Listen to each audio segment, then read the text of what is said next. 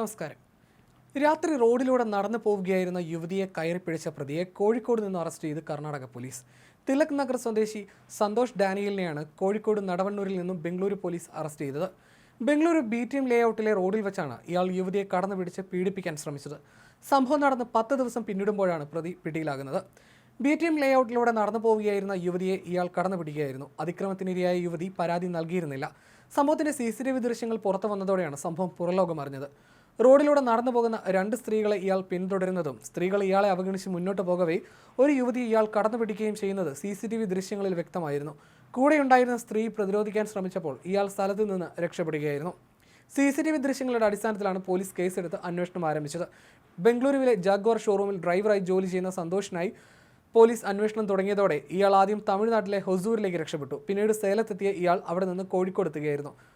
സന്തോഷിന്റെ ഉപദ്രവത്തിനിരയായ പെൺകുട്ടിയെയും അവർക്കൊപ്പമുണ്ടായിരുന്ന സ്ത്രീയെയും police കണ്ടെത്തിയെങ്കിലും ഇവർ തങ്ങളുടെ സ്വകാര്യത മാനിക്കണമെന്നും അന്വേഷണത്തിന്റെ ഭാഗമാകാൻ താല്പര്യമില്ലെന്നും അറിയിക്കുകയായിരുന്നുവെന്ന് പോലീസ് പറയുന്നു.